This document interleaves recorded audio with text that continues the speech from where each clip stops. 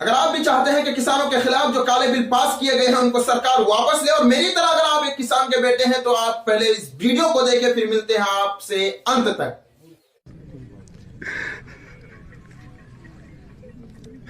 यहाँ हमारी कोई नहीं सुनता, यहाँ कोर्ट भी नहीं सुनती, यहाँ सरकार भी नहीं सुनती। इस देश में हमारी किसी को चिंता नहीं देश की।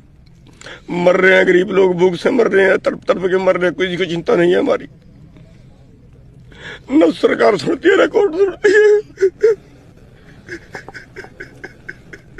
जहां दोस्तों तकरीबन 1 महीना होने जा रहा है धरने पर बैठे इन किसानों का, लेकिन इन किसानों की आवाज आखिर क्यों नहीं सुन रही है सरकार? वही सरकार की मैं बात कर रहा हूं जो सरकार जीतने से पहले और सत्ते पर बैठने से पहले, कुर्सी संभालने से पहले कांग्रेस के ऊपर वार किया करती थी। लेकिन आज उसी सरकार ने किसानों के खिलाफ ऐसे ऐसे बिल पास कराए हैं कि लोग इस बिल से मायूस होकर और इस बिल से परेशान होकर धरने में बैठ गए हैं। घरों बार को छोड़ दिए, बीवी बाल बच्चे को छोड़कर दिल्ली के सड़कों पे धरने में बैठे हुए, और वो लगातार सरकार की इस बिल से नाखुश है। चाहते हैं कि सरकार जो हमारे खिलाफ बिल पास किए हैं उनको वापस ले, क्योंकि दोस्तों आपको पता है कि हिंदुस्तान के अंदर चाहे एमएलए हो, एमपी हो, मेंबर हो, चाहे कोई भी सत्ते पर बैठे लोग हो, वो अगर हैं तो किसान के ही बेटे हैं। किसान से ही हमारा देश चलता है कि किसान अपनी मेहनत और मजदूरी के साथ, लगन के साथ ये काम करता है, और पसीना यहां से शुरू होता है, पैर के टखनों के नीचे तक पसीना चला जाता है, और सिर्फ इसलिए, पैसे के लिए नहीं बल्कि देश के लिए। चाहे धूप हो चाहे ठंड हो, हर मौसम में सिर्फ अपने देश की भला के लिए, अपने देश के लिए काम करता है। लेकिन उसी सरकार ने और उसी भाजपा सरकार ने इन किसानों के खिलाफ 3 ऐसे काले कानून पास किए हैं जो सुनकर बहुत ही हैरानी होती है।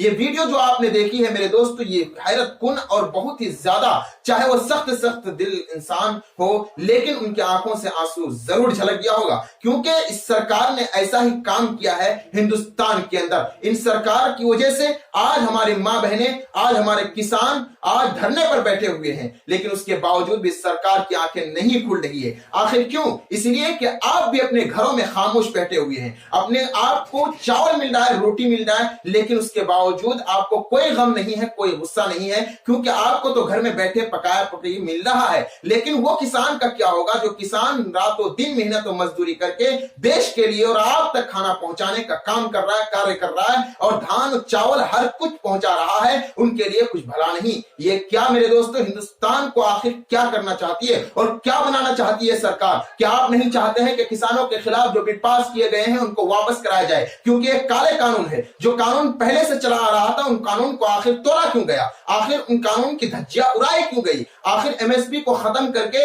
ये लिमिटेड क्यों किया गया? यानी व्यापारियों के पास आखिर किसान बेचे क्यों? भाइयों आपको पता है कि इस बिहार के अंदर, मैं बिहार की बात इसलिए कर रहा हूं कि बिहार के अंदर कोई सरकारी रेट नहीं है। मात्र धान लिया जाता है सरकारी रेट में, वो भी 1800 रुपए में। उसमें से भी जो डीलर होते हैं उनको 100 रुपए ऊपर से देना पड़ता है। भाइयों ये देश हित की बात कर रहा हूं, मैं इसी हिंदुस्तान की बात कर रहा हूं। बिहार एक ऐसा इलाका है जहां पर इस बार किसान हमारे 800 से 900 तक मकई क्विंटल बेचे हैं। जहां अगर बात किया जाए सरकारी रेट की तो 1800 रुपए सरकारी रेट था, लेकिन 1800 रुपए ना देकर आधा रेट भी नहीं दिया गया, बल्कि 800 और 900 रुपए क्विंटल में इस बार किसान भाई मकई को बेचे हैं। क्या मेरे दोस्तों इसके ऊपर आपको आवाज नहीं उठाना चाहिए? क्या अपने सत्ते पर जिसको बिठाया है उसको, उसकी कानों तक इस आवाज को पहुंचाकर इन बिलों को वापस नहीं कराना चाहिए? मेरे दोस्तों आप जरा सोचिए, अगर आप बिहार से बिलोंग करते हैं तो जरा सोचिए कि यहां पर एमएसपी का कोई भी कानून नहीं है।